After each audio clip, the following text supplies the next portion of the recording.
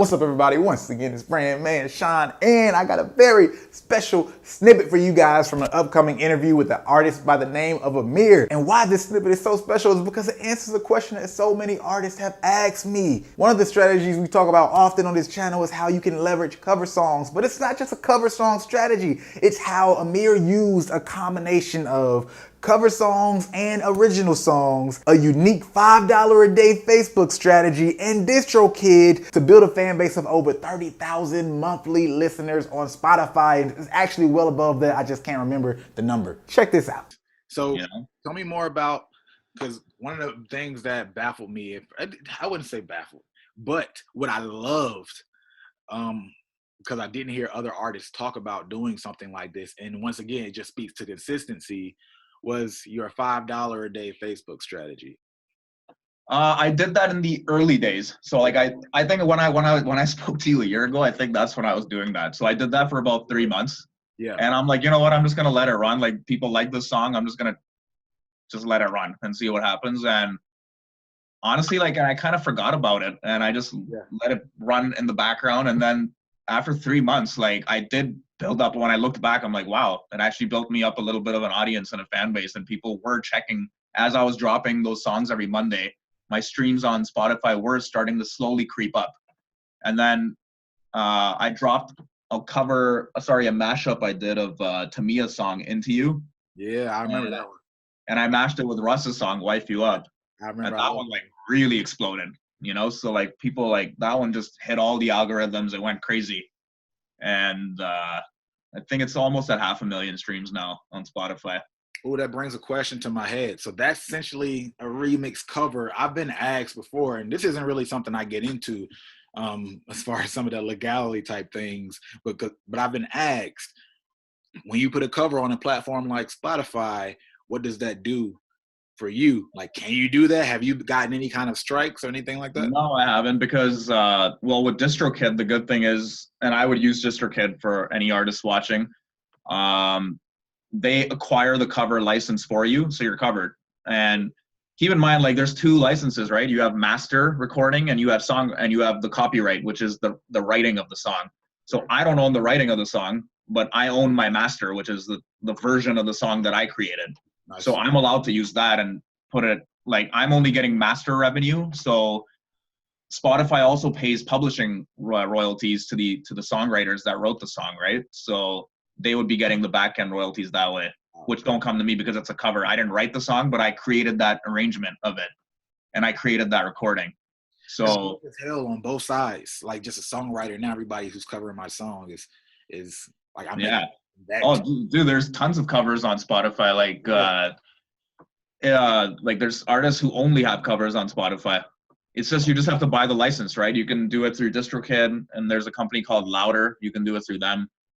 So, TuneCore has their service too, where you can use it. I don't use TuneCore. The reason for me is not because they're not a good company, but because I release so much music that it was cost prohibitive. I would have been paying $5,000 a year just to TuneCore. It just didn't make any sense. Got you. So, just to hone in on that process a little bit when it comes to DistroKid and how they kind of obtain the rights for you. So you're saying once you submit a song, their algorithms pretty much picks up on the fact that it's a cover and they obtain it, or do you submit and let them know that it's a cover? So when you choose the option, they ask you, DistroKid, is this a cover? And then you click yes, it's a cover, and then they ask you who the original songwriter is who the original artist is, and then they go and obtain the license for you.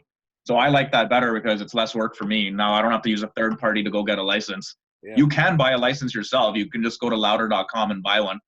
Right. And so you don't have to pay anything extra. They just handle the money part. No, you do have to pay. So you have to pay, I think it's $1 a month to have the cover license. So it can add up if you're going to keep it up there. It's not bad. It's $12 a year, you know? So yeah.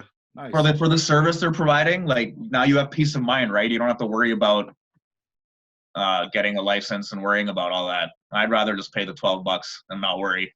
For sure. Especially as an artist. I mean, primary, anything. Like, I'm already doing too much work, man. That's like one less thing for me to do, you know? You need peace of mind as an artist. So, yeah. All right, as you guys can see, that consistency, first of all and foremost, is what I want you guys to focus on. And when it comes to his $5 a day Facebook strategy, that's so much better than just doing 1 week, right? And just going really hard on some Facebook ads. He did $5 a day. That allows him to stay consistent. If you have to do $1 a day, it's something just worth trying out over time. Maybe you have to do $1 a day over 60 days or 90 days. Do whatever you can so you can at least collect the data over time within your budget, so you can get that information and learn how to make even more specific ads for yourself to utilize. But then, of course, a big part of his strategy, which is huge when it comes to the peace of mind that DistroKid offered, by making it so easy for him to leverage covers. Because we all know how to do YouTube covers, right? A lot of people can make that happen quickly, but when it comes to covers on Spotify, I always got a lot of questions about it, and I didn't necessarily know how to answer that question, and I didn't necessarily have time to figure it out or ask somebody. So not only is it dope that they make it super easy, because a lot of artists need peace of mind. They don't have time to like focus on all this stuff when you're just trying to,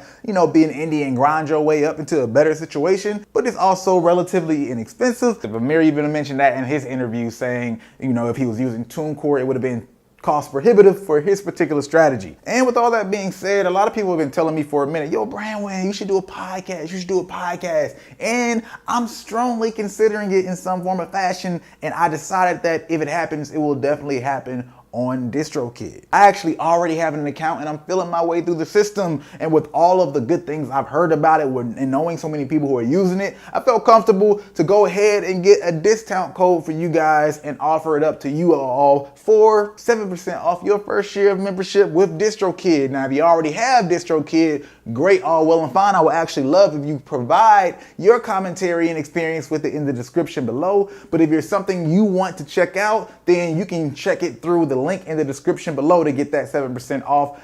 distrokid.com/VIP/brandman. But other than that, as always, if you like this video, go ahead and hit the like button. If you like, you might as well share it. And if you're not subscribed, you know what to do. Hit that subscribe